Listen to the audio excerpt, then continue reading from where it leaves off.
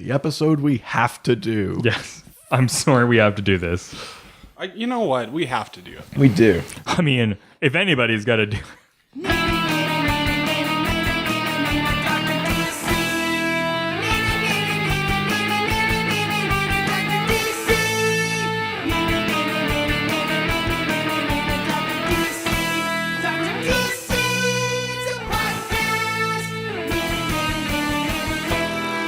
Welcome to the Dr. DC podcast. My name is Colin, and next to me is the doctor himself. Hello. And as always, we are joined by our producer, Richard. Classic Richard. Ukrainian Popeye back again. Sidekick Dick. That's right. Each week, we talk about the world of DC Comics and field questions from listeners like you. In brightest day, in blackest night, no evil shall escape my sight. Let those who worship evil's might beware my power. Green Lantern's light. You did it. Yeah, I nailed it. You just charged your ring. Oh my god. Oh, that's what the glowing on my hand is. Yeah, your ring's at 100% now. Cool. This intro was sent in by Shane Webb alongside this review of the Dr. DC podcast on iTunes. He says, "This show is amazing. Highlight of my week. My only question is, as your Dr. DC, does that mean Colin is studying his BA in DC?" No. I'd say... I feel like I'm like the night janitor. Oh, no, I was going to say, like... You're the night janitor, but then you come over and you see like half-finished drawn comics of DC, and you finish them. Goodwill DC. I find Grant Morrison runoffs, and I just fix them logically. He's wicked nerdy. Yeah. You like Batman? How do you like this Batman? How do you like these Batman? That's okay. I'm happy that happened. I like that. Yeah. Don't forget, if you want to send something in for Colin to read at the top of the show. Colin's what he does. What he does on the show. Leave us a 5-star review on iTunes and then write it in the comments. Yeah, you guys have been super sweet, and we really like all those, and keep them coming. Yeah, thank you for the lovely thoughts. Also, now we can destroy the rest of the other podcasts. Yeah. One 5-star review at a time. John Gabers, we're coming for you. That's right. So, in news this week, we've got just so much stuff. Glug, glug, glug, glug, glug, glug, glug. Yeah. Ukrainian news. I wish we had Ukrainian Popeye to come save the day. But for now, we have Tim Burton's Joker returning as a White Knight. Ooh. Yeah, so there's maybe not the best wording for a comic book. Yeah, no. So what this very cryptically worded header means is that there's a comic coming out shortly called Batman White Knights, and it's like a Elseworld tale. It's not part of like the main continuity, and the idea is that the Joker reforms in a way. Mm-hmm. He basically kind of gains his sanity, and he essentially tries to fight Batman as like a social justice warrior by like putting like money into like programs and things like that. It's basically the appropriate episode. The premise of this book is basically addressing a thing that I had brought up in our Batman episode, which is that Batman is essentially a fascist. He's a rich white guy who uses his own privilege to beat the shit out of the mentally ill, basically. So what's the connection with Tim Burton? So the connection with Tim Burton is that this Joker in this story, his real name is Jack Napier. And that's the name of Jack Nicholson's Joker in Batman from 1989. His name was Jack Napier before he became the Joker. How often do they do that? Like actually give him a real name? Because I thought sometimes... Very infrequently, if only when ever. Tim Burton's involved. Yeah. They very rarely give him any name. Usually when they do, it's just like he just uses other alii. But like in this one... It's like his actual like name, like it would have been like a birth name for him, and that happens like never. Basically. I think I've seen that like one other time, which was like I think in the Gotham show. I think he started out as that comic, right? Well, in the Gotham show, the character that they have not called the Joker yet, but is clearly the Joker, comedian, right? Is Jerome Valeska. He was the kid that like had killed his mom or something, and I thought Jerome was the comedian from the first season that like he wasn't a comedian. He was just this like kid who's just because he's a comedian doesn't mean that he's going to be the Joker. That's not how that. Well, because I just remember like there was a fake out with a comedian character, okay. and then there's this Jerome kid. Oh, I do remember. Yeah, okay, I do remember her. So yeah, on the Gotham show, yeah, he's got a name too. Although I think they're still kind of playing coy, like, well, maybe this isn't the real Joker, but it's like maybe that's not his real name. You killed him and brought him back to life and made him cut off his face. He's the Joker. Like, yeah, I feel like that's yeah. The Flash season 4 will see Harrison Wells version 4.0. That's right. Every season of The Flash, Tom Cavanaugh has played a different version of Harrison That Wells. one from the last season, the like hipster one. Oh, I know. I really liked HR. So yeah, That's right. for Colin who doesn't watch the show, in the first season, Harrison Wells, who is this scientist that runs Star Labs, was really the Reverse Flash who had taken over Harrison Wells' body. So that was how he played the character in the first season, and then they defeated Reverse Flash at the end of the season. And then in season 2, he played Harry Wells from Earth 2, who was like a good guy scientist. But kind of a dick. But a dick. Yeah. And then in season 3, he played H.R. Wells from Earth 19. And he was like this hipster who was not a genius, but he was like this sort of creative sort. And he would like... He had a .com. It was a real startup. He was kind of that way, but he would just like...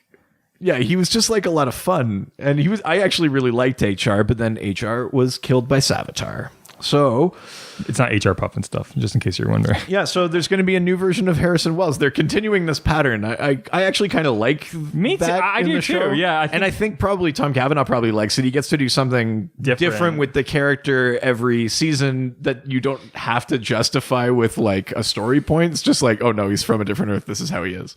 I kind of love it. It's one of my favorite parts. All right. Life imitates art in the new limited series Batman Creature of the Night. I'm going to be honest, guys. I missed this entirely. New limited series. I'm always interested in new limited series. Do you know why I missed this? Is because I'm always a little bit behind on my reading. And I just got the new Mr. Miracle. I hear you also got another comic book as well, though. What was the one that you just got? Gnort?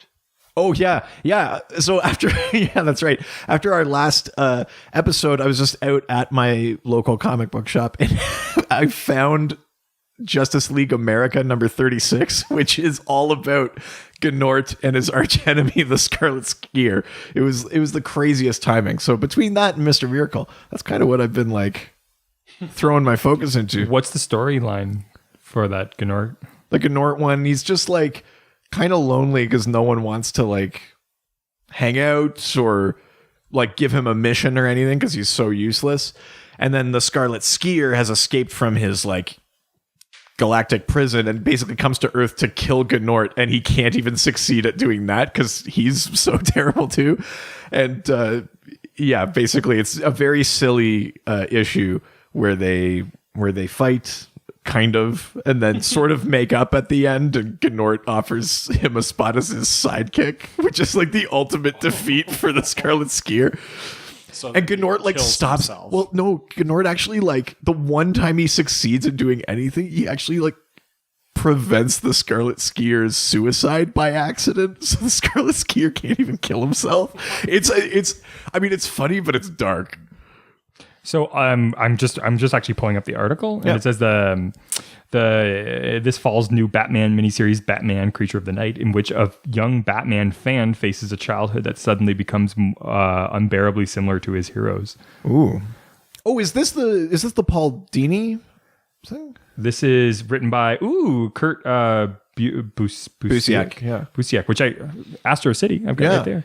Okay, so Huge fan. I like I said, I missed this one, so I don't know too much about it. But drawn by Paul Leon, yeah. If it's anything like the Paul Dini one, Paul Dini wrote a book that was about like a dark period in his life, and he was connecting it through the story of Batman and sort of his relationship to Batman. And Paul Dini, for those who aren't familiar with the name, was one of the co-creators and the writer of the original Batman animated series. And that book is is really interesting. So yeah, I mean, if it's anything like that. So it's saying if this is sounding similar to Bustek's classic tale, Superman's Secret Identity, which is a great book actually. That's no coincidence. Billed as a spiritual companion to that 2004 limited series, it offers real world analog to a well-known comic book legend. But the similarities stop there, as fans can expect plenty of surprises when Batman Creature of the Night emerges in November. Superman's Secret Identity is really, really great book. Yeah. It's totally worth picking up. So I might actually pick this up. This is really nice. That's interesting. I'm happy that you brought that up because I actually missed that entirely. It's this only week. like four issues, so it's a nice little packet we can pick up. You know, actually, I was listening the other day, and I think is it Marvel that does the What If series? So that what if thing that you're thinking, are you talking about the one where Stan Lee did versions of DC heroes? So there's a what if series where they like just take like I believe it's different artists and writers go like what if like Daredevil joined the like Agents of S.H.I.E.L.D. Right, yeah. Or like what if this happened, what if that? I mean, I always wondered if DC did something similar to that. Well, they actually did with Stan Lee. They did a version where Stan Lee came up with his version of Justice League. When was this? Character, 80s, 90s probably. Wow. And they're I'll be honest, some of them aren't great. Some of them are okay. Stanley's, in my opinion, Stanley's a great creator, but not a great he did age. His writing hasn't really aged. Yeah, I mean, like some of them are fine, but they still technically exist on a parallel Earth. I think it's Earth 6 of the multiverse is home to like the Stan Lee what if analogs of the Justice League. So yeah, DC has done stuff like that before. Yeah. That's really cool. Yeah, that's kind of neat. So Aquaman director James Wan reveals that Dolph Lundgren was cast as King Nereus, but I feel like you already knew this, but this is more of like a why. Yeah, I mean, basically, James Wan has come out and he's been really hyping up Dolph Lundgren as King Nereus. We've known that that's the role that he's playing for quite some time, but to kind of paraphrase James Wan, he's basically talking about how well immersed into the role Dolph Lundgren is. He's trying to give him credit because let's be honest, most people and most of us know Dolph Lundgren from like really kind of brutish, sort of thick-headed roles like Ivan Drago in Rocky IV, or like he was Frank Castle in the original Punisher movie in the 70s. He's also in the Expendables. He's in the Expendables and he plays a super thick guy there. But in real life, Dolph Lundgren is actually quite brilliant. He's got like multiple master's degrees in like chemical engineering and things like that. He's a very smart guy. And he actually just came off a really great season arc in Arrow. Now, as you know, I don't watch Arrow episode to episode, but I sort of backfill with highlights, and I've seen lots of really, really great Dolph Lundgren stuff from that. Yeah, so he's cast as King Nereus in the Aquaman movie. And King Nereus is the king of Zebel, which is this sort of like Atlantean penal colony, basically. Yeah, so he's going to be like a rival, a villain in this movie, and James Wan has been very highly praising his performance and his work so far. And Wan was quoted saying that when he was in the process of writing this character in the world of Aquaman, a friend of his, Mike Mendez, which I don't know, a director, he was working on one of his films, and Mike was raving about how great Dolph was, and then he said that he was like, Dolph would be great for this role. And so it kind of came out that way. Yeah, you can just see like Dolph Lundgren like hanging out with this guy, like just text him, just tell him yeah. I'd be like super good for this, and then I could be in it with Jason Momoa. Wow, Dolph Lundgren's real soft spoken, super good. Yeah. Hey, I know I'm really buff, but I Dolph Lundgren does not have a voice for radio. He's far too soft spoken. He's no projection. Hey, Aquaman, I thought I told you not to do that. Hey, babe, I'm gonna get you, Aquaman. No, it's okay. I'll just talk to you later. Dolph Lundgren. Yeah.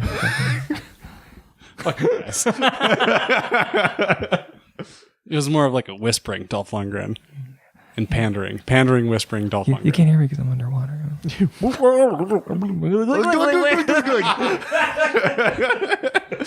So DC does diversity right with the Signal. Yeah. Signal. The Signal. So the Signal is the code name that finally Duke Thomas has. So Duke Thomas is a character introduced in the New 52.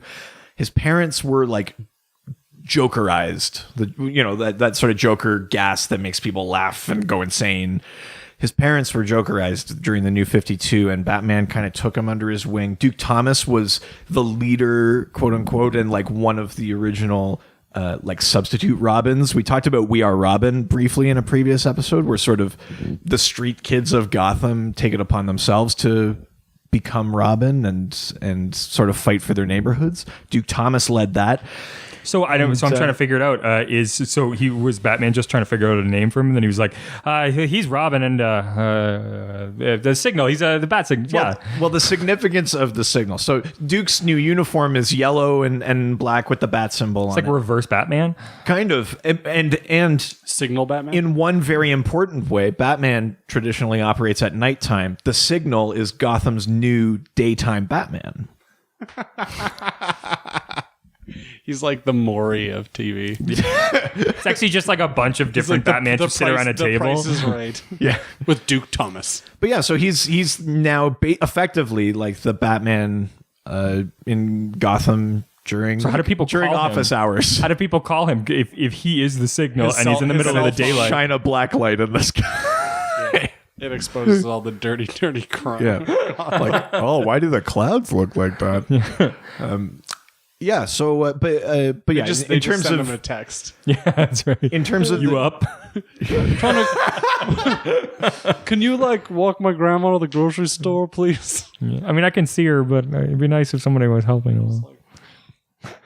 But what I think is nice about this thing in general, so if you think of like Batman's whole thing is inspiring like fear in criminals, and that's why he operates at night and wears black and uses that sort of theatricality and deceit and things like that.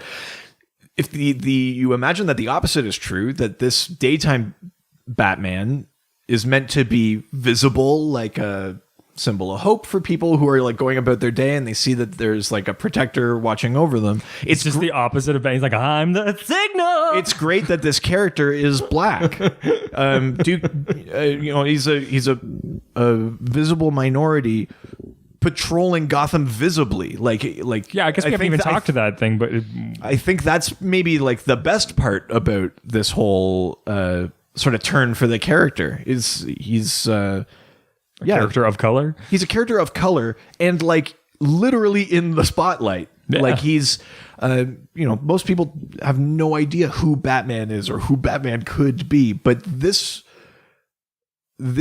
Signal will be in people's lives and they can see him in daylight and they'll know that the person protecting them is a person of color. And I think that's a really like wonderful way to sort of approach that idea of diversity in comics. It's not just like Bruce Wayne's dead, put someone else under the cowl. This is like this is a better way of doing it, of putting like a cool spotlight on a character. Justice League actor says Whedon's reshoot will lighten up the film. Yeah, I mean, this is like only. It's not like news. Well, there's but been a bunch about Whedon lately. Like, there's just like his impact is a lot more than what people thought it was. It's not just reshoots. It's like a changing of the actual film. It is and it isn't. Like he's doing lots of reshoots, but there are like rules to this. Zack Snyder finished principal photography, so the rules of the Directors Guild mean that you can't actually change the film now. Mm-hmm. And Zack Snyder is still basically the one like. He's not directing, I'm using the wrong word, but he's still like guiding these reshoots. Joss Whedon is just in there to do it, and he was hired to write a couple of scenes to sort of connect things together. But like there are like union rules and all sorts of things in there. Like he's not changing the film. This is still. It's just gonna be a lot of scenes now of the Justice League standing around in a circle, like having like small talk. But like, yeah, I mean, like, don't get me wrong. Like, it's Joss Whedon. Like, the stuff he's writing is going to be jokier than stuff Zack Snyder would write. This sounds like my perfect superhero film. Have you seen The Avengers? No. That's Joss Whedon doing the Justice League. Yeah, basically, yeah. They just like stand around joking. There's a lot of that, yeah. But I mean, like, there's like a joke about like going to get falafel at the end. Yeah, like shawarma. Yeah. Oh, is it? I apologize. I should know better. But there's difference. Now we're gonna redo it. But yeah, I mean, like, it's going. Have no doubt that the stuff he's shooting is going to be funnier. Or it'll be slightly different. But like the idea that like you can just massively change the film like this in post production.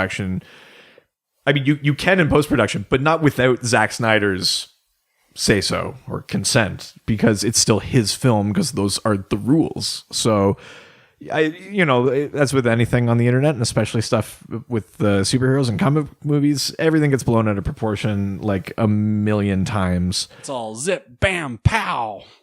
They're just big reshoots. The film will be a bit lighter for it. Yeah. Comic book stuff. Yeah, you got it. Buff. So Ben Affleck is making big promises.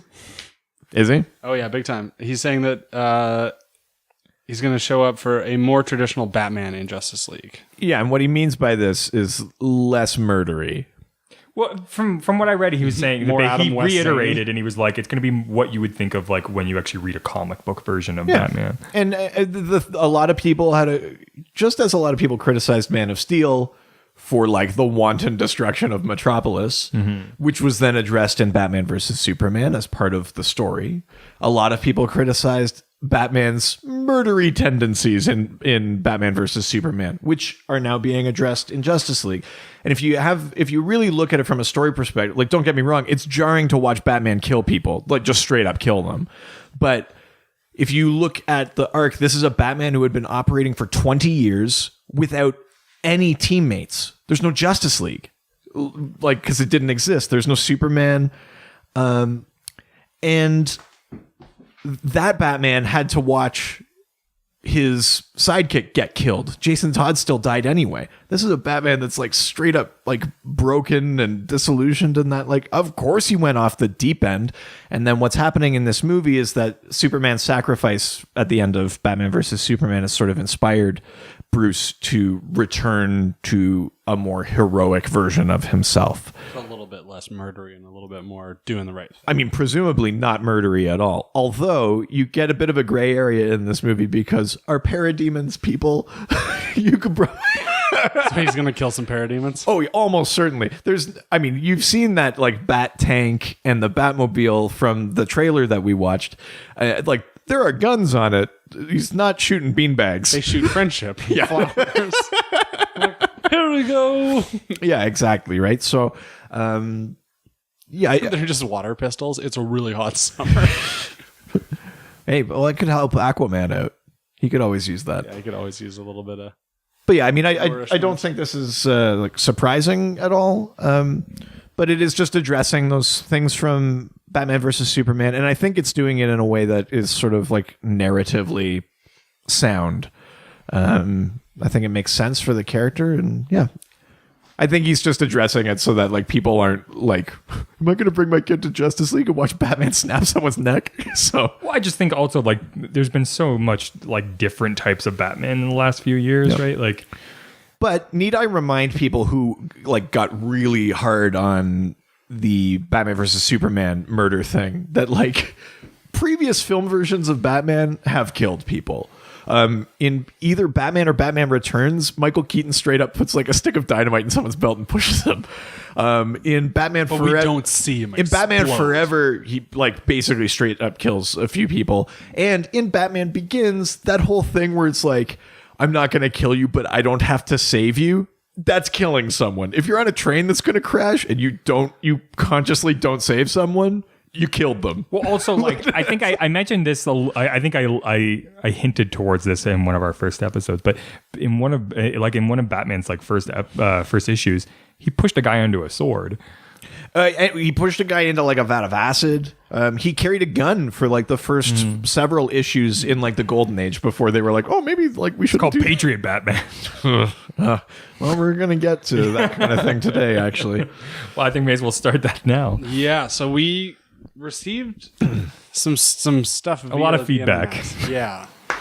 Just based on kind of what's transpiring in our world. So this bullshit that's going on right now, and the fact that we have to make this stupid episode. I can't believe that it's gotten to the point where an episode where we have to talk about like heroes fighting Nazis is so relevant. Yeah. We're like 70 some odd years after the Second World War, and somehow this is more relevant than ever. This started last week because I tweeted. I mean, this wasn't like a brave tweet. This is the easiest stance I could possibly take. I may have given you a hard time. This was the easiest stance I could possibly have taken. But I basically said, I don't care if you like this show, and I don't care how much you love comic books. If you're a Nazi or a Nazi sympathizer, like, get the fuck out. Look, at the end of the day, I don't care if you voted for Trump.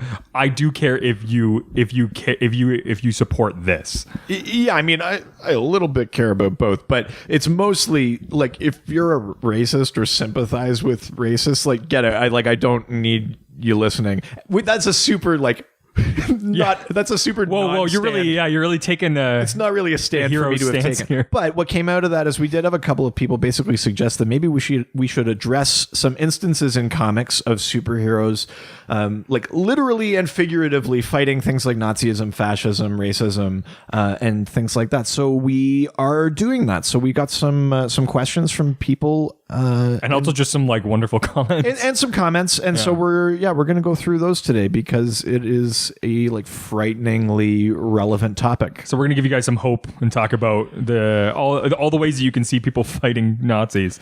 Also, I saw a meme today that said, when you see on Facebook where it's like your first name and blah blah blah means this. This was like your first name plus your last name. That's your Nazi fighting name. Oh yeah. I like that a lot. Yeah. I've seen that. So our favorite restaurant, Avatar of the Green, on Twitter. We love this guy. This guy's awesome. Is it a he? Oh, you know what? That's true. Do we know if it's a guy or a chick? I made an assumption. I apologize. I assigned your gender. Avatar of the Green. Yeah. Send us a DM. I mean, technically, let us know. Sorry, are you asking Avatar of the Green to reveal their gender? Slide into our let alone their identity. I mean, if you want to, you can. You don't have to. Don't take that as an order. No, not at all. Please, we could not care less. But Avatar of the Green says, I remember a KKK themed villain, Donald Trump. No, the Real American, targeting Amazing Man, the only black member of the All-Star Squadron. Yeah. So there's a few different things in there that we've never talked about before. Not the least of which is the KKK. I've said a lot of offensive things, but I definitely do not support any of this. Oh my God. Yeah. So I'm going to start sort of in reverse. So the All-Star Squadron was a superhero team during the war, like both narratively during the war, but also like in the war era, as they were publishing comic books, they were publishing the All-Star Squadron. So it included Golden Age heroes like Jay Garrick as the Flash, Alan Scott as Green Lantern, included Hourman. It was a pretty big roster. And it also included the Amazing Man, who, as Avatar of the Green pointed out, was the only black member. The Amazing Man had the power of he could touch anything and then mimic it. So if he touched metal, he could turn into metal. If he touched rubber, he could turn into rubber and stuff would bounce off him. That was his power. Oh, not like I could touch you and be like, my name's Reed. You're like, stop it. I'm like, stop it. I'm rubber, you're glue. Yeah. You just did it. Oh my God. Oh, wow. So the Amazing Man eventually became a legacy hero. There are other his great or just grandchildren. Two of them became the Amazing Man later on. The Amazing Men? Well, not at the same time. Oh, okay. One was the Amazing Man and then was killed. They were both Amazing Men, just a different times. Yeah, just sequentially. At one point, I'm going to get the issue number wrong, but I feel like I know this. I think it's All-Star Squadron number 38 starts a story where there's this character called the Real American, which, if you can imagine, given the theme of this episode, is basically the embodiment of everything that's happening in the news right now. This Real American, though, wasn't even like a person. It was like a kind of a sort of like android. Kind of like an Ultra Comics kind of guy? Well, not quite like that. Morrison! That's a different episode. He was sort of like an android type thing, but he wore this like kind of red and white and blue star-spangly suit and a Klan hood. You. Yeah. And the Real American went on like basically a crusade to kill the Amazing Man. And guess what motivated him to do that? Racism. It wasn't because of like anything other than that. He just didn't like that the Amazing Man was black, and he went after him. And it's like a 3 or 4 issue story, I think. And the All-Star Squadron has to go help like save Amazing Man so that he's not killed by the Real American. And in the course of this, like, the president like refuses to like intervene to help, and like they're trying to like convince people to help them. Like it's kind of messed up in the way that racism is. Did the All-Star Squadron have permits? Like maybe 1 or 2? Well, yeah, They probably had at least 2 permits. I mean, many sides. Ugh. But yeah, so I mean, the Real American as a character didn't last very long. But what it stood for is exactly what we're seeing sort of today. This is bullshit. Android or not, this Real American was basically a version of white supremacy that presumed that white America is the only America that ever existed, and everything else is a deviation or like a dilution of that, which is obviously ridiculous because America is basically built on stolen land, as is Canada. Like there are as is most places. Yeah, exactly. Like if we can just really hunker down on the fact that like as human beings, we are adventurers. We have this incredible desire to learn and discover new things about new places. Yeah, and then when we get there, we bring them smallpox and take everything. It all starts out innocently enough, and then it all kind of goes to shit when you think that it belongs to you and you have a right to it. Well, exactly. You have a right to nothing. Like the body you live in will one day disappear to nothing. But basically, like, this whole white supremacy thing, in specifically in this comic and relating to Real American, it's that flaw where you're cherry picking your history. Say America's always been white. It's like, well, it hasn't. But it's been white as long as I can remember. It was like, well, that's not even true. But like, you're still just cherry picking your history, and it's completely flawed, ridiculous, like hateful logic. It's all bullshit. But it's crazy that this story that was written like I'm not going to remember the year, but it like written forever ago is almost perfectly like to a T. Almost perfectly, if you put it out today, you'd be like, that's like a writer who's like on the pulse of current events. So I mean, like it's definitely like cause for sadness that way. Yeah, very unfortunate. Yeah. I mean, there's not too much to say about it. That story is literally only 3 or 4 issues, and as you know, comics in those days, I mean, it was dealing with like a real issue, but there's all these diversions, like you're following like Hawkman over here talking to the president, and like this other thing over here in like around the idea of the All-Star Squadron going to help Amazing Man. So I hope I've addressed that enough. Yeah. Can I do this next question? Yes. Hey, dude. Doc. I want to do hey, dude. Okay. Hey, Doc. I wonder if I can do Marty McFly. Hey, Doc. Tell us about Captain Nazi.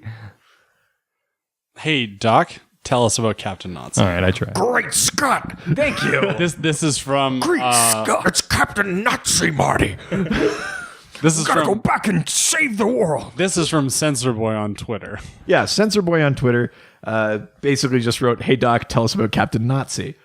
There was exclamation marks. Yes. Sorry, Just one. I was understating it.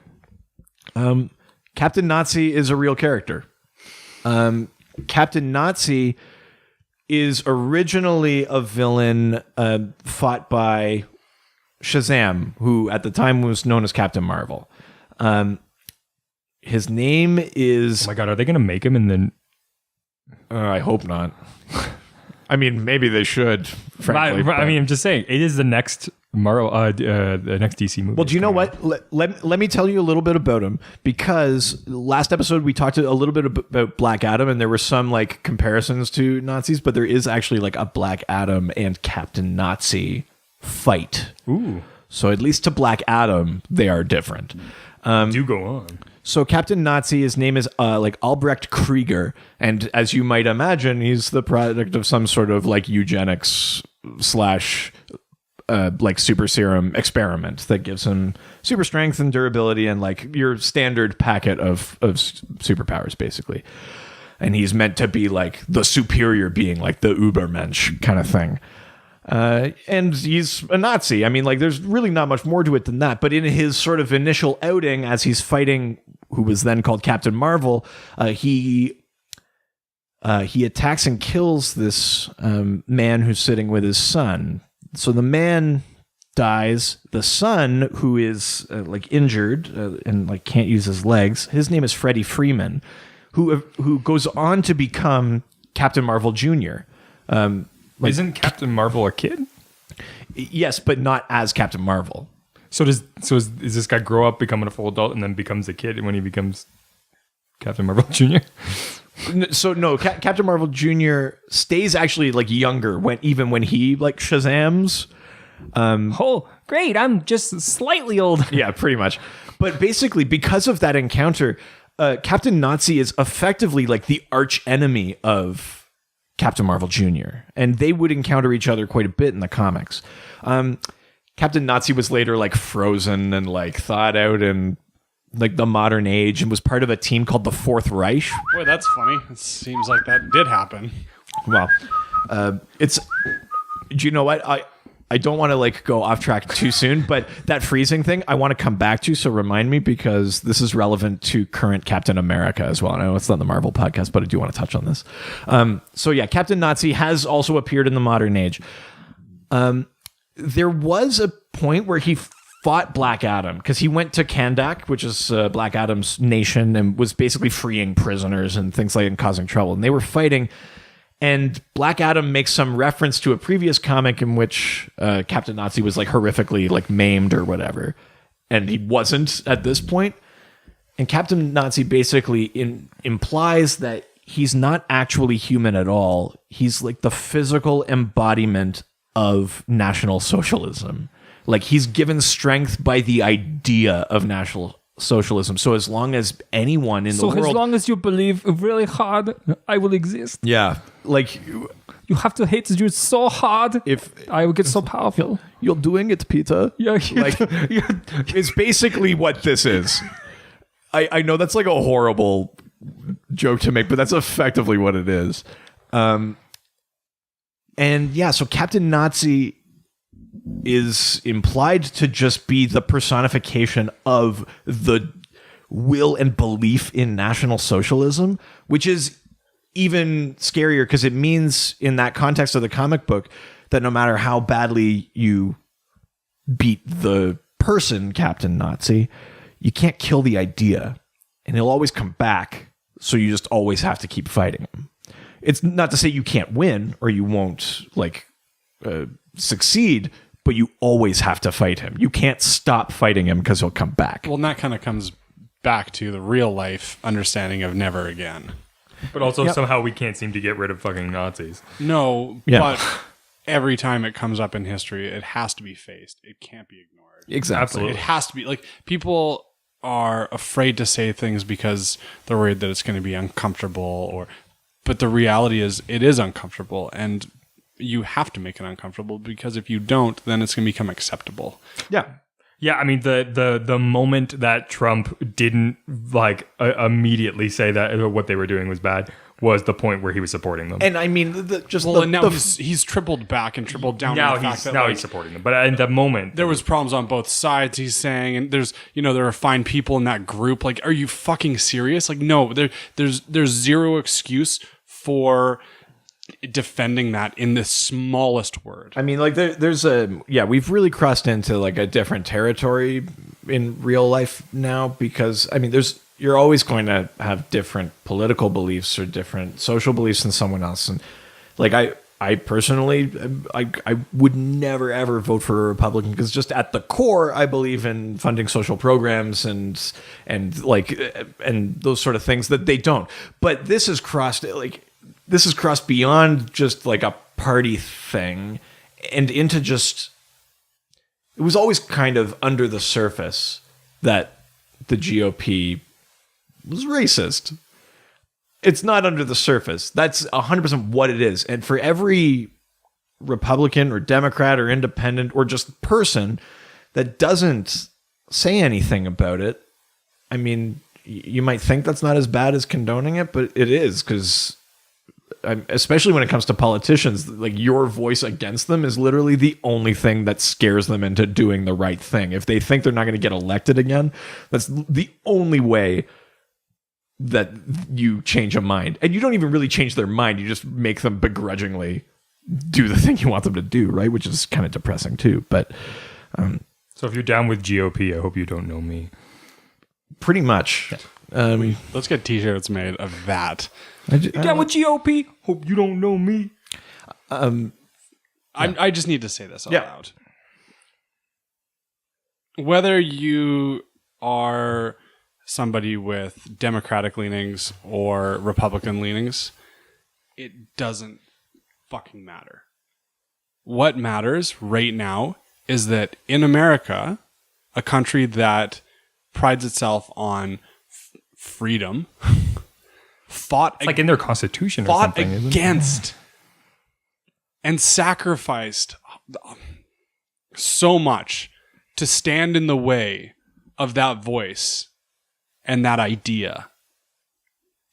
The fact that people, and I hate to say this because, you know, maybe there are people who are more with left leanings that are, you know, racist as well. Oh, definitely. But for people to so firmly stand behind it as their right to just spill such hatred and such vile and vitriol in their speech and their everyday lives, and to hurt one another on the soil that lives were selflessly given over to protect the ideals of. Yeah. Now, just to slightly tie it back to what we were talking about, every time you see a character like a Captain Nazi, or there, for example, was a villain in Wonder Woman comics for a little bit called Genocide, who was basically like, in the way that Diana was made of clay, this character was made of soil on which genocide had taken place. Anytime these sort of characters that are basically representative of an ideal or an idea show up, the story gets sort of heightened. It's like mythology, right? Like when you beat that character, you're saying that this will triumph over that. And it's lovely to think that the arc of history just bends towards good. And I kind of believe that it does, but it doesn't do it on its own. The one thing that's very like visually illustrated in comic books is that someone has to make the fight. But in real life, it's not a person in a cape, obviously. I guess they could wear a cape, but it's not about the cape. But it's about actually like taking a stand and putting yourself in the line of fire, and whether that means like literally, hopefully not, or like figuratively. Maybe it's an unpopular opinion in your family to denounce Nazis, but you should do it. Yeah, if you're that voice at the dinner table during a holiday, when your weird uncle or aunt or whomever, your dad maybe, says something racist, or speak up. Just speak up. Speak your mind. Shut it down. Speak to protect the people that don't have a voice in that room. So here's the thing. When you don't speak up, those things kind of creep in. And now I said I wanted to double back and talk a little bit about Captain America. And I know it's not the Marvel podcast, but this is, again, strangely relevant. Or maybe not strangely at all. There's a current storyline in Marvel Comics called Secret Empire. And in this, it's revealed that Hydra has been basically alive and well this whole time, sort of hiding under the surface, and that Captain America himself is a Hydra agent and always has been.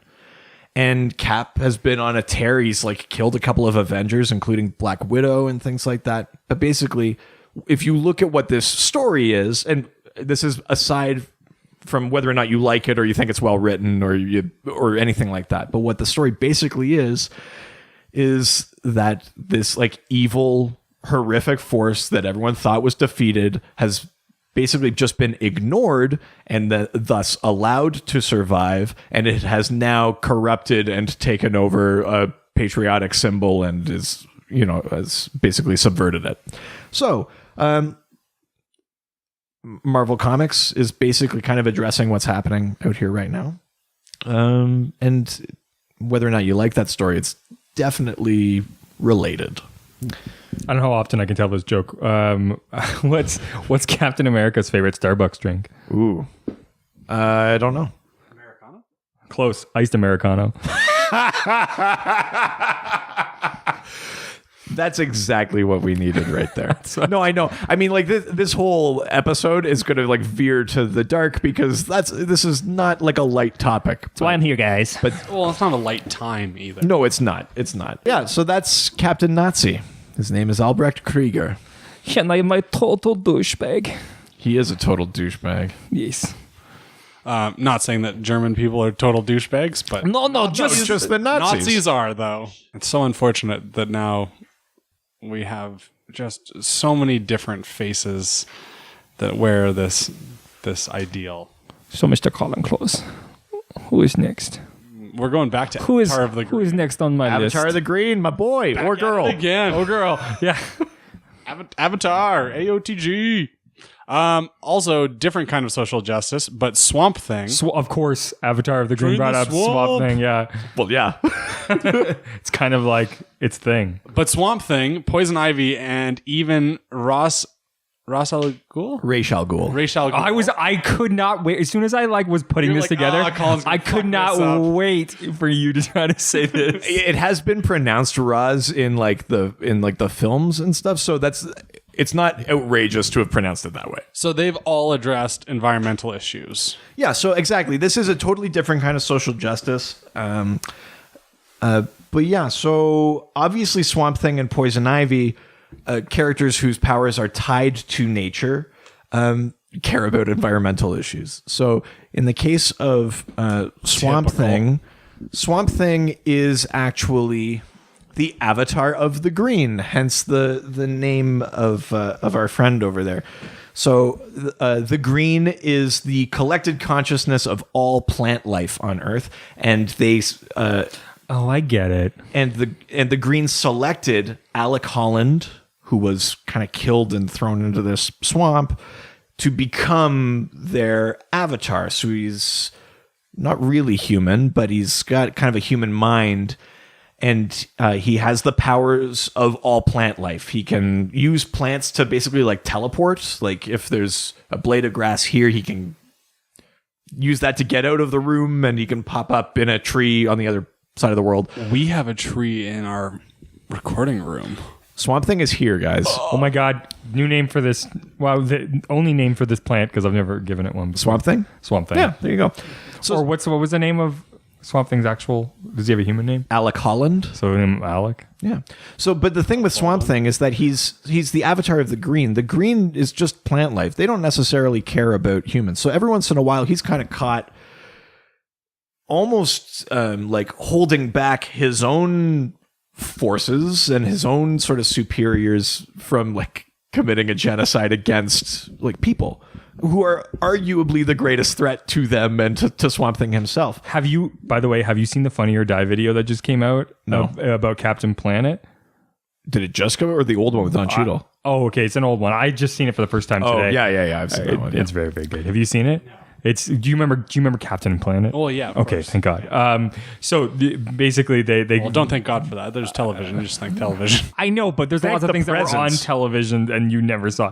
So, anyways, so they call Captain Planet, and then he like there's these guys cutting down trees, and then he turns the guys into trees, and they're like, oh yay, and then they like turns like a kid into a tree, and then like a dog into a tree, and then he just starts killing everybody, turning like thousands of people into trees. Well, is he killing them though? Is he just turning them into trees? Well, I don't think one is better than the other. Well, one lives for hundreds of years, and the other one is instant death. One sentient. So at any rate, that type of thing in that sketch with Captain Planet gone rogue is like literally the kind of thing Swamp Thing has actually had to prevent before, because he still has kind of a human mind. He's sort If of you haven't seen it, look it up. He's sort of like in the middle of these two sides. Poison Ivy is traditionally a villain, but she's kind of been reforming over time. But she, if push came to shove, I think would pick plants over people. And her connection is also sort of through the green. She's not the Avatar, but she does channel powers through them. Ra's al Ghul is interesting because when he was, so we know him as the leader of the League of Assassins. He was played by Liam Neeson in the Christopher Nolan Batman movies and by an actor whose name I don't remember in season 3 of Arrow. And by the guy who played Dr. Bashir on DS9 in Gotham. Whose name I also don't remember. But basically, when Ra's al Ghul was first introduced as a character in the 70s, he was basically like an eco-terrorist. So he didn't just have the League of Assassins. He wasn't just like this sort of pseudo-immortal who interfered politically. He had like a specific agenda, and it was like ecologically based. And these are, with both him and Poison Ivy, it's a tricky thing because they're actually like on the right. They're on the right side in terms of wanting to protect the environment or to strike a balance between how we live and how we maintain our planet. But obviously, on those like villainous storylines, they go too far. They go to the bad place of like wiping out cities and things like that. But there is an element of social justice in there where if we were addressing these issues, then it wouldn't cause this kind of extremism in the way that like if we addressed issues of like hate or poverty, then it would the domino effect would be addressing like gang violence or drug trafficking or things like that. So there's something in those stories that's important because it does kind of, in a very roundabout way, show that there's a connection between issues that aren't being addressed or not at their root, pardon the pun, and then sort of the knock-on effect, which are the like the violent, extreme sort of reactions to it. Yeah. Wow. That's, yeah. There you happy Avatar on the green. We finally talked about Swamp Thing. Yeah, it's kind of crazy that we haven't really talked about Swamp Thing yet. He's a big character. I didn't even know he was DC. Yeah, man. Well, we will get to it. You know what? We'll get to it again. We should have a guest spot. Ooh, yeah. Let's keep Swamp Thing on the. Well, I was gonna say back burner. Don't keep him there. He won't like that. No. Let's keep him in a nice arid, in a cool, climate, shady part of the room until we can get With there. occasional We'll keep him in the greenhouse. With optimal sunlight midday. So this next one, is this from Facebook or from Twitter? Because I thought that it was only 140 characters. Yeah, this was actually multiple posts that I put together. It was like a bunch of tweets in a row. Chad Bokelman, you do not fuck around with Twitter. No, he got. I think he really liked this subject matter. 140 characters. We'll see about that. 140 posts. Not a question, but maybe talk about how safe they played it during World War II out of respect to the seriousness of the conflict. Like how the superheroes just didn't go over and win the war. They served more as support because it would belittle the real sacrifice. Black Ops missions, running supplies to the troops, supporting the fight at home with bonds and propaganda, etc., rather than directly heading overseas and killing Hitler or removing him from power via strong arming. Yeah. That's a great question. Yeah, I mean, like... It's not a question. Yeah. in a way, Chad has kind of covered it, but I'll go into more details so that we actually can talk about it.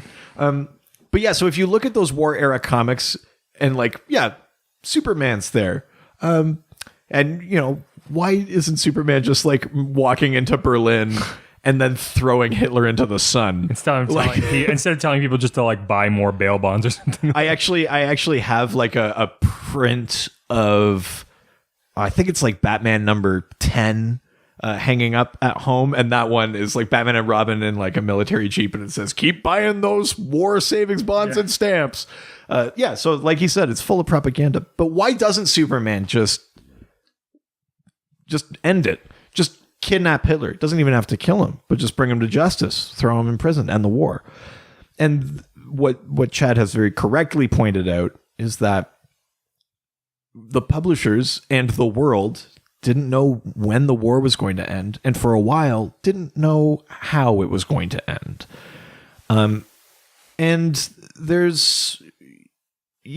were like tens of thousands of soldiers on any sort of given year who were like laying down their lives, and you don't want to belittle that by having someone in like a strongman colorful suit just be like, oh, you guys haven't finished this yet, just like walking in and solving everything. That's not really a vision of hope, because it must have seemed so impossible to just end something that quickly. So what you'll see in those comics is just what Chad has pointed out.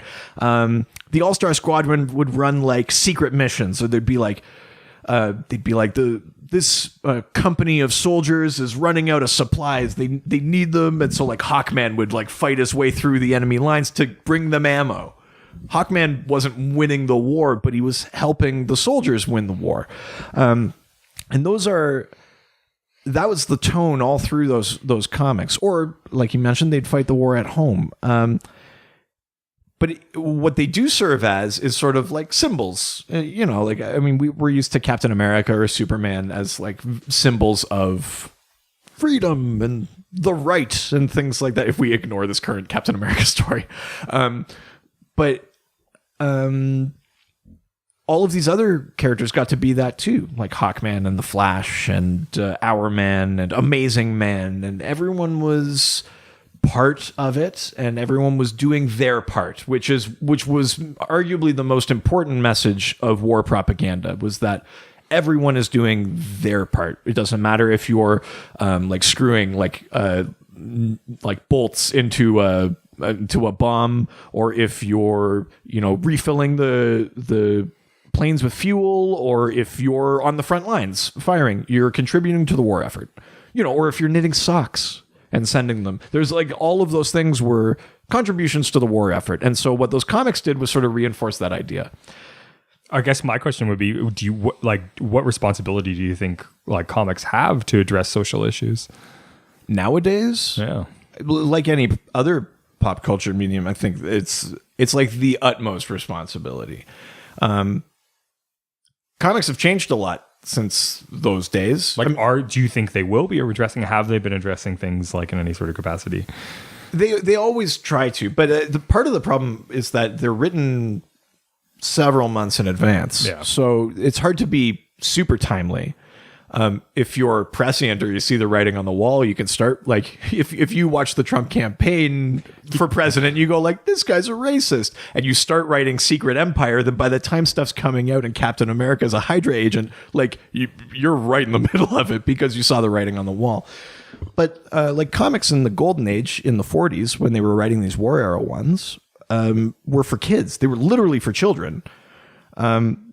So there's a different tone to them. Comics now, very few of them are written for children. Most of them are rated T for teen. Because rated T for teen. Yeah, exactly. EA Sports. It's in the game. It's in the game. So I mean, like, there's a different audience. But if all of the people working in comics consider themselves artists, which they do and should, the writers and the pencilers and inkers, et cetera, the whole point of art is to hold the mirror up to real life, to, whether you're in theater or dance, you're trying to, or music, or literally any art. I can't name them all, and I don't want to offend anybody by neglecting them. But yeah, I mean, you have a duty. The stuff that people are consuming is not just entertainment, but you have an opportunity to actually like put something in I hate this word, but like a palatable context. It's tough to talk about what racism is, like where it comes from. but you can write a story with colorful heroes and have like someone who is very just clearly evil, this real American, go after the amazing man. And you can make the argument that maybe it's treating it a bit like a blend instrument, but you're still showing the issue, you're still addressing the problem, and yeah, I mean, you totally have to. You're kind of not doing your job if you aren't. I mean, this is a very strange reference to make, but I was thinking of this cracked.com video where they're talking about why the friends on Friends are terrible people. And there's lots of different arguments for it. Does this talk about the 9/11 thing? But the ultimate one is that Friends takes place in a world where 9/11 happens. Not just because the show Friends was running during that time, but like when they do those cityscape pans in the early seasons, there are the World Trade Center towers. And in the later seasons, there aren't. And guess what never happens on Friends? They never, ever, ever, even for a second, address 9/11. They're so like self-consumed, like, oh, what if I can't get to the Knicks game? And like no one addresses it. Whoa, Ray Romano, what are you doing here? Like sometimes like sitcoms do those, like very special episodes where the tone is somber, and they, even if they take like 5 minutes, they just be like, this is very blah, blah, blah. And Friends doesn't do that. Do shows do special episodes like that as we're inside of But yeah. So I mean, I'm tired of you guys' sing-song, you bullshit. But it gets put in the start of intro. But it kind of makes me think of that. If you work in any form of entertainment and you don't, I mean, some places maybe are more appropriate than others to have those discussions. But if you're not even trying to make an attempt at acknowledging or tackling those issues, then like what you're doing is less artful. And it's not to say everyone has to tackle this issue right now. There are lots of issues. So if this comic over here is maybe tackling like homelessness, or this one over here is tackling like maybe we didn't really like fix the banking system after the mortgage crisis, like that's fine. You can tackle different things, but someone has to be doing it. Art. Yeah. I hear that guy takes care of a lot of stuff. Hey, what do you call a guy with no arms, no legs hanging on a wall? Art. A guy in a real bad place. That's true as well. Yeah. Art, the guy in a real bad place. DC execs, we know you're always listening. We've got a great series to pitch you. We've got a series of series. Yeah, a series of series. If you do, like, you just I would call it an anthology. Yeah. Issue 1. Oh, God. Oh, my arms and legs. Issue 2. I'm on the wall. Oh, no. Issue 3. Stop looking at me. My shirt's ripping. Issue 4. Oh, I'm on the ground. There, we got it. 4-issue miniseries. Notes? Let's move on. So on our friends at Reddit, Win Bear in Trackcaster. Intracaster? Win Bear in Intracaster. Whatever. What are some of your favorite World War II stories that were written or published much later? How much Golden Age World War II stories have you actually read? I remember enjoying All-Star Squadron post-crisis. That's a great question. Yeah, it is. I'll be perfectly honest. I've only read bits and pieces of Golden Age World War II stories. They're not something that was part of my like original collection, which I inherited from my father. And are they hard to find? They are. I mean, they're just old comics. And again, those comics were written for kids. You know how kids treat things, especially something that like cost like 5 cents. It's true. Time to pull up some Comixology, I think. Yeah, I mean, and there's definitely some of that stuff up there. So I've only read bits and pieces, a few different things, but there are some series like GI Commando and stuff like that they're not even superhero comics. They're like soldier comics. And there's quite a few of them. They're kind of neat.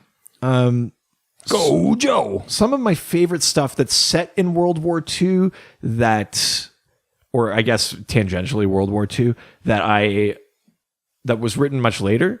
I really like stories about the freedom fighters, like Earth X, which in the Silver Age... it's home to a world where the Nazis win, and then Uncle Sam and the Freedom Fighters are this. They're freedom fighters. They're fighting this like Nazi occupied world, and the Nazis there include the Justice League.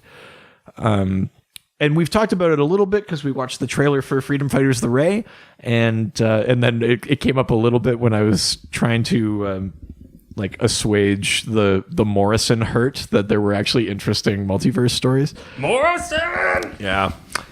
So I really like stories with the Freedom Fighters.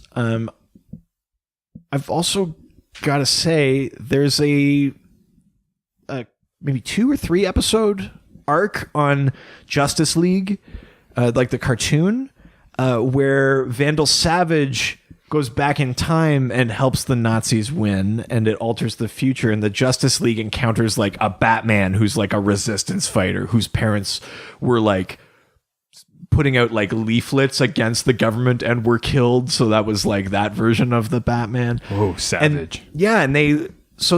There's lots of different, some of them are time travel-y sci-fi stories. Some of them take place in the actual World War II, but I'd say my favorite stuff is probably like Freedom Fighters. I know it's an alternate Earth, and technically like the war, quote unquote, is over by then. And it's not Golden Age.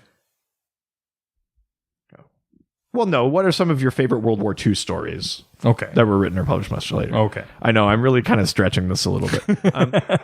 There's like the Vietnam ones. I really like those. But Windbear Intracaster has also mentioned All-Star Squadron post-Crisis. So that's, after Crisis on Infinite Earths, when they kind of mushed worlds together, those Earth 2 heroes, like the Golden Age ones, became like the wartime era. Wait, Crisis happened in Golden Age? No. Oh, okay. So like those Golden Age stories from the 40s, some of them were just kind of like ignored because comic sales declined. And then in the 50s, they brought back comics and changed a bunch of characters. Okay. And then they decided like if it was like in the 40s, that's Earth 2. And anything published after was Earth 1. And then in Crisis, they mushed them together. So then like Jay Garrick, Flash, and like that Earth 2 version of heroes existed in like the wartime, and then the modern heroes like Batman and Superman would have been in like the 80s. So like modern age. I'm gonna ask a really naive question. Yeah. Jay Garrick, was that the original Flash? Yes. Okay. Is the show like clicking? Yeah. Because the style of him, I thought like I didn't realize that he was actually before. Because that makes sense now. If he's Earth 2 and Earth 2 Jay Garrick looks like he's from the like 40s, and look, he's older. He's been at it longer. That makes a lot of sense. Yeah. So then, like all of those All-Star Squadron stories post-Crisis obviously take place during the war because that was when they chronologically fit those characters in, and they're about to bring some of them back in Rebirth. So I wonder if maybe there'll be like an opportunity to show some of that sort of secret or lost history and kind of bring back like a series like that. That'd be sweet. Yeah. So, as you may have heard last episode, we have a website. We got a website. Because Richard is the hardest working person we know behind the scenes. Tired. He doesn't get a lot of sleep. For somebody who doesn't have kids, boy, does he stay up late. Oh my God. So we had someone send us a question on our website. Through the website. Which is really kind of cool. Was that a song? Through the website. We're sending mail through the website. I'm not a man. God, that was... That was only the second worst of those. Yeah, not the worst. No. Not the worst. So those are my notes. I'll work on it. Our friend Maggie sent us a little message on our website, and she says, I keep seeing pictures of Uncle Sam in comic books. Is he like the Uncle Sam from Army recruitment posters? What's his deal? Uncle Sam. It's good that I brought that up. So Uncle Sam, like I mentioned, he's the leader of the Freedom Fighters, which on Earth X or Earth 10 are the good guys who are fighting against the Nazi-ruled Earth and the new Reichsmen, who are that world's Justice League. So if you remember earlier, I talked about Captain Nazi as actually being the physical embodiment of National Socialism as an idea. Uncle Sam is the notion of America, like that in that very sort of like nostalgic, patriotic way about like the freedom and, you know, like the self-determination and like all of those things. He's the embodiment of that. So as long as his powers, which include like growing in size and super strength and all sorts of different things. Wearing one hell of a top hat. He does. He wears the top hat. He wears like the full outfit that you know from like the "We Want You" posters. But all of his powers are tied to how strongly people believe in the idea of America. That idea of America, not the one that currently exists. Let's describe what that idea of America is, so there's no confusion. Yeah, I mean, I'm just talking about that kind of. I mean, this character itself is a little bit, well, not a little bit, is kind of steeped in a skewed vision of history. But if we just take for granted that what they mean is America as a place of freedom, opportunity, self-determination, like hard work will get you there, like stand up for what's right, like all of those things that we would love America to actually be. That is what fuels Uncle Sam. That's what gives him his powers. And then That's not what fuels my uncle. oh no Moving right along. oh, this fictional version of your family makes me so sad. So many games in the dark. So Uncle Sam. Wait, I wasn't supposed to tell anybody about that.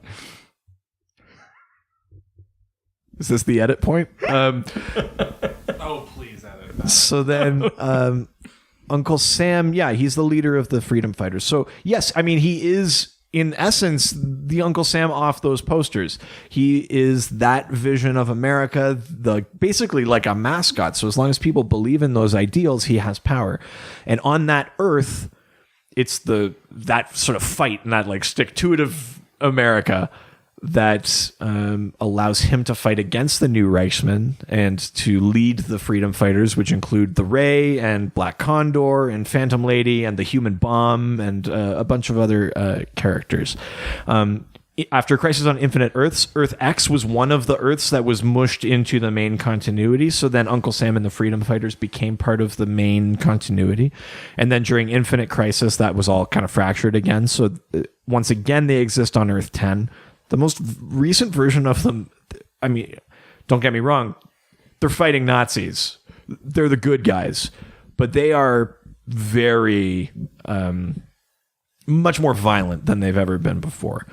In the book Multiversity Mastermen #1, Uncle Sam basically gets Human Bomb onto the Justice League's space station, where the Human Bomb explodes and sends it crashing down into a populated city.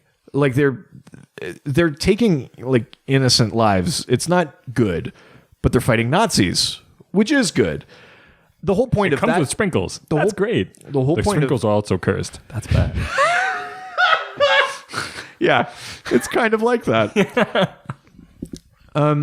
So like, I mean, that book is trying to show that there's like a gray-ish area in terms of how they're fighting their fight, but it in no way is saying that their fight is wrong. And actually, in the context of what's been happening lately, I find that book problematic. I thought it was a really neat, sort of nuanced look at, and I mean, and don't get me wrong, it is. It's a nuanced look at war and what war does to people. Like War never changes. Yeah. But in the context of what's been happening lately, and like this whole like violence on both sides thing, like trying to kind of wash away what is clearly just evil and Nazism, that book now seems problematic. So if you're going to look at Uncle Sam stories, I recommend looking at everything but Multiversity Mastermen, because that you're much more likely to get the vision of Uncle Sam as intended by the original comic creators. Does that help? I don't know. This Uncle Sam sounds a lot better than the one that gives you massages in the back of his house. He get free comic books out of it. This is... it just makes me so sad. What? That didn't happen to you guys? Every time we have like a nice conversation, I just get so sad afterward. Hey guys, Nazis are bad. Supporting Nazis is bad. Yeah, I mean, again, this is not a brave stance to take. Yeah. Frankly, it should be common sense. But yeah, like if you're a Nazi, Don't follow us on anything. definitely. Stop listening. But to also- our fucking podcast. But also, stop being a fucking Nazi. Pull your head out of your ass. Just Stop don't do it. being such a fucking dickhead. Maybe do the right thing for once in your life. Maybe open up your mind to the fact that your idea of the way that the world should look as a human aesthetic might not be perfect. And when I say might not be, I mean it's completely fucking wrong. And by contrast, if you are one of those people that are maybe you don't know how to weigh in or whether to weigh in, or maybe this is an opportunity for comic books to be a little inspirational. All right, DC execs. Look up Uncle Sam stories. Look up the Freedom Fighters. There are series. There are some things on Comixology. You can go to your comic book shop and ask the person there if they've got Uncle Sam stories. Find that version of America that like we want to exist. The one that has never truly existed. Like, let's be honest. But the one that we want to, that sort of aspirational America where things actually turn out well and people are well intentioned and people are looking out for each other and like read those books or promote that image and when you see people who are tarnishing that, stand up to them however you can. I'm not endorsing violence in any way, but speak. Here's something. Use your voice. Contact your local politicians. That's something you can do. We always encourage you guys to write us, to hit us up on Instagram and Facebook and our email account and the website and Twitter and all these other things. But you also have this incredible power called the internet. And you have access to all of these politicians. They're all on they're all on Twitter. They're all on Facebook. You can send them letters. You can send them emails. You can absolutely clog up every phone avenue of what it is that they do on a day in, day out basis level. So contact your local lawmakers, your local senator for your state. Like, send letters to the fucking White House. And don't just do it. Don't just do it against the people doing wrong. When people do right, like in Baltimore where they took down those statues, send letters like commending that so they know that you're on their side. Like do it both ways. It's not just about yelling at people until they stop being bad. It's about celebrating when people are being good. And hopefully we can start celebrating more for the good. Yeah, exactly. Getting upset for the bad. Now, I mean, this has been kind of a heavy episode, which is fine. It's been the most DC episode we've had so far. This is the DCEU of our episodes. This is the Batman v Superman of our episodes, I think. The Superman versus Badman, more like it. Yeah. Oh, nice. But title. I do want to end on like a bit of a lighter note, just some of like stuff for us to plug. So ironically, when this issue comes out, we'll only be days away. That's right. From our live show at UComic-Con in Whitehorse, Yukon. And so if you're listening to it, it's days away. Go get your passes. Yes. But yeah, we're going to be at UComic-Con on Saturday, August 26th at 3 p.m. We're actually doing the live Dr. DC podcast with a very special guest that I am so excited about. Honestly, this is like my gateway into nerddom. I didn't have nerdy parents at all. Sure. My brothers beat me up, but didn't really give me anything. Yeah, so, and you were in that closet for yeah. Well, yeah. I mean, being chained to the wall was You do really look terrible. exactly like Harry Potter. Yeah, exactly. Oh man, I wish. But he was. This guy was the gateway to my nerddom. I got to see Batman the animated series through him. Like, reboot. I mean, geez, like yeah. I mean, so much of my like nerd identity has been through viewing stuff that this guy kind of opened up to me. So. Yeah. So our special guest is unlike the things that my uncle opened up to me. Oh no, the special guest is PJ Phil Guerrero. He was PJ Fresh Phil. PJ Fresh Phil. That's right. He was for those Well, I'm giving away our location a little bit. I'm Canadian. Avatar of the Green figured this out a while ago because apparently the accents are really thick. But what do you mean? I don't understand. oh, thanks, Ukrainian Popeye. PJ Fresh Phil. You guys are from where? Where I do Canada? PJ Fresh Phil was like an icon in the 90s in Canada if you were a child. He hosted this show called The Zone. From like 1991 until 2001 or 1990 till 2001. Something crazy like that. But he also did like a Zone TV show that was like about like 80s like hair metal and stuff like in 89. But this show in particular would basically run between the shows you were watching. So like Reboot would end and then it would cut to PJ Fresh Phil and he would like talk about how cool the episode was, or he'd pump you up for like the episode of Transformers that was coming on. And he really was sort of like a guide for people through these aspects of pop culture. So we're very excited to have him as a special guest. He's like our big brother we never had. Yeah. Or big brother that I wish I had. And he doesn't know He it. hasn't beat you up yet? Yeah. I feel like that might happen on our Neither physically or emotionally. Yeah. But so he's a guest at UComic-Con and he's agreed to be on the show with us. So we're going to be discussing the 90s. Yeah, so 90s comic DC. books or cartoons or whatever. If you're going to UComic-Con, bring your questions about 90s DC and we're going to have a great time. So A 90s live action Flash show. Oh my God, yes. I have the whole thing on DVD. Gotta make Colin watch that. August 26th, that's the Saturday. It's 3 p.m. You'll need to get your passes for UComic-Con in order to get into the podcast, but please come and join us for that because it's going to be a great time. Please. Yeah. Anything. Yeah. We will So definitely write it down on a piece of paper and slip it to us. Yes. Or we'll just call people up for a Q&A at the end. Yeah. We'll do it like that. Okay, we can do that too. Yes. It's going to be a ton of fun. If you're around and coming to that, please come to our podcast because we're so excited. Well, we're coming to the end of our episode now. So, as I said before, after you've sent emails and tweets and phone calls to your local senators, you can reach out to us. Lawmakers, you can hit us up on Facebook at Dr. DC Podcast. On our Twitter at Dr. DC. At our email.